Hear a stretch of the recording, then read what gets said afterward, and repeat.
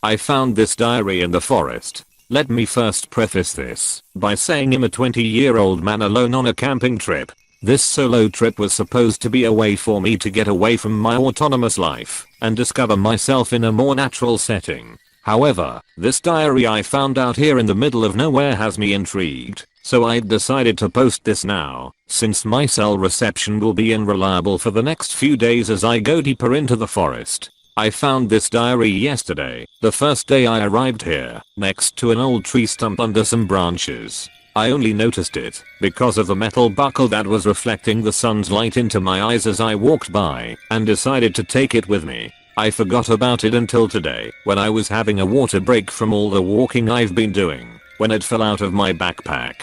The person who wrote this and I seem to have similar reasons for being out here, but the first entry is dated back almost exactly a year ago. Whoever lost it out here would be long gone by now. Here are all of the entries I've transcribed from the diary. The 21st of November 18, 10 AM.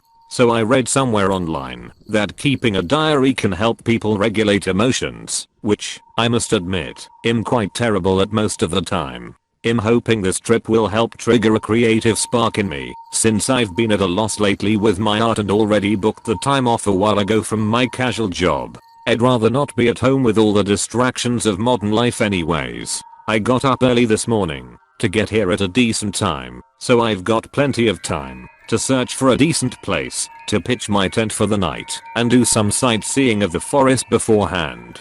I'll try my best to keep writing in this diary. It could help me, I guess. The 21st of November 18, 4 PM. What a day it's been so far. The forest is beautiful. I'm so glad I actually decided to come out here and step out of my comfort zone for once. Since this morning I'd say I've walked about 10 kilometers. I was hoping to find a flat area a bit closer to where I park my car, since I'm not too good with directions most of the time, but my phone still has reception, albeit only 2 bars, for maps if I need it.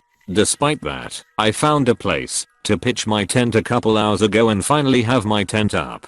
It's nothing flashy, I couldn't afford a huge tent, and would honestly rather have something smaller and cozier, since it's just me. The weather's supposed to be clear for the next week or so I don't have to worry about it getting too cold. The 21st of November 18, 10 PM. I got distracted when I was writing that last entry, so now I'm writing this with the help of the lantern I attached to the top of my tent. I thought I saw an animal further into the forest from my tent, so I went and checked it out. There aren't any animals out here that won't be more scared of me than I'm of them anyways, so I'm not worried about those type of things.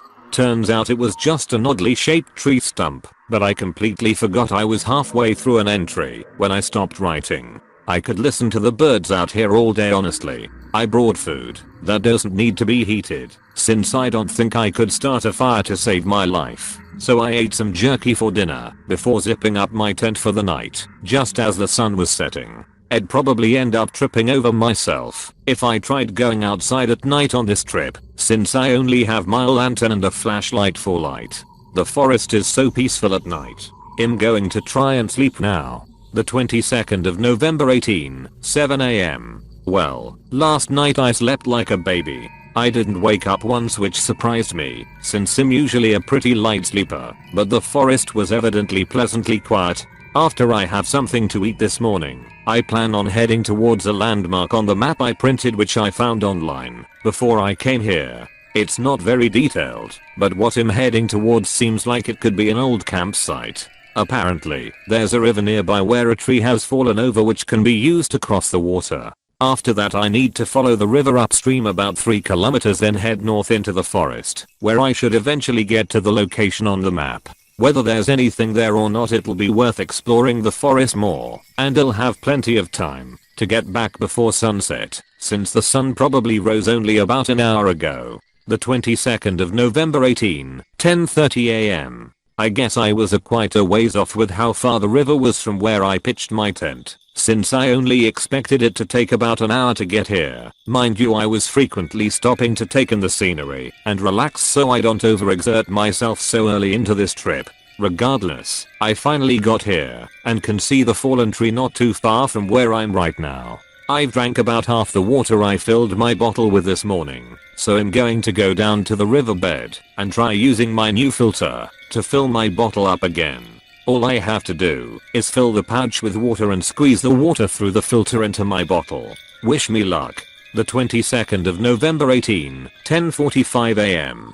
Success. I managed to top up my bottle and the filter was surprisingly easy to use. I also managed to not fall into the water, which is a huge plus. I've put everything back in my pack now besides this diary obviously, but I'm going to head up to the fallen tree where I'll be able to get onto the other side of the river without getting wet or swept downstream by the current. I'm quite well balanced, so I can't imagine having any issue getting across, and the tree seems pretty wide anyways. I bought a new backpack before coming out here as well, which claims to be waterproof just in case, but I don't intend on testing it out if I don't have to. The 22nd of November 3 p.m. So I have a lot to write about. A lot has happened since my last entry this morning. After making my way across the river, I headed upstream like the map indicated, towards the marked location. I walked roughly 3 km north, which I calculate using the pedometer I always carry with me, then headed north deeper into the forest.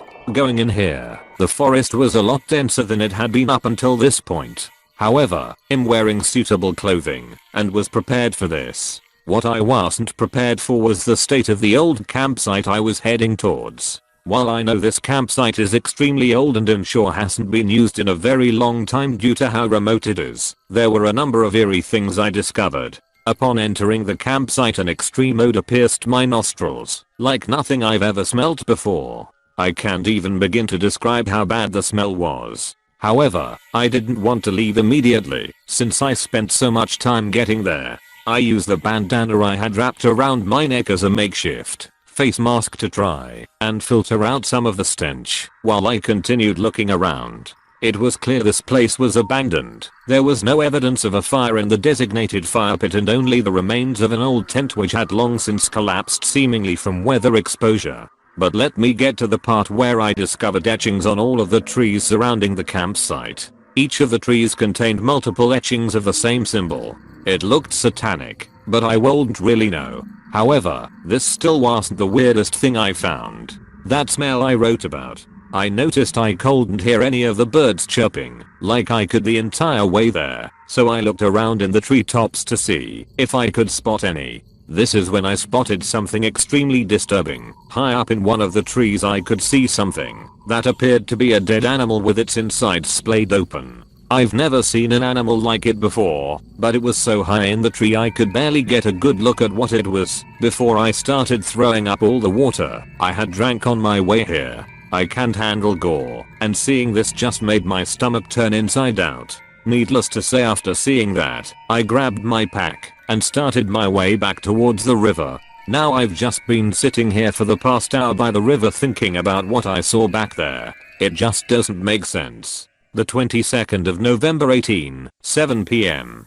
The sun's going to begin setting in the next hour. I spent too much time replaying what I saw in my head. Last night was fine, but now that I know there is something in this forest that is capable of doing whatever was done to that animal in the tree, I really don't want to spend the night here again. However, I don't have time to pack up my tent and get back to where I parked my car, so I don't really have much of a choice. I'd probably end up getting lost after the sun sets anyway, so it's probably safer staying in my tent tonight and leaving early tomorrow morning. I was supposed to be staying out here for just under a week, but I need to cut this trip short and report whatever I saw to the local forest ranger. My phone is unsurprisingly dead, though I did think it would last longer, since I wasn't really using it at all, and since I wasn't smart enough to bring my portable charger, I don't have any way of contacting anyone to let them know what's going on. Now I'm just going to have some cereal I brought, since I don't think I could stomach jerky tonight, and after doing my business for the last time tonight, zip up my tent and get an early night's sleep. The 23rd of November 1 a.m. I can't believe I'm writing in this stupid diary at a time like this. I'm panicking, and I don't know what to do. I woke up about an hour ago to the sound of heavy breathing outside my tent. I stayed as quiet as I possibly could and just listened for about half an hour.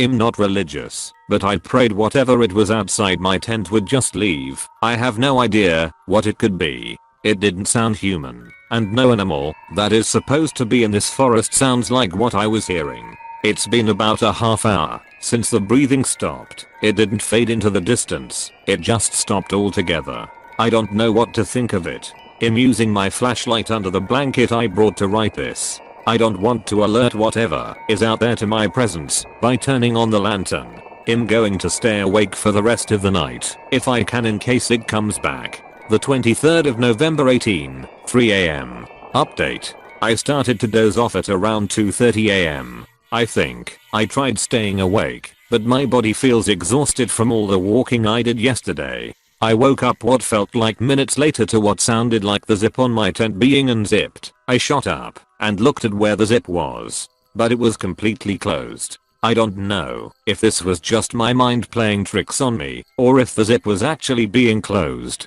I hope it was the former. Everything in my tent seems into shade, and I don't see how any animal would be able to unzip a tent without me knowing.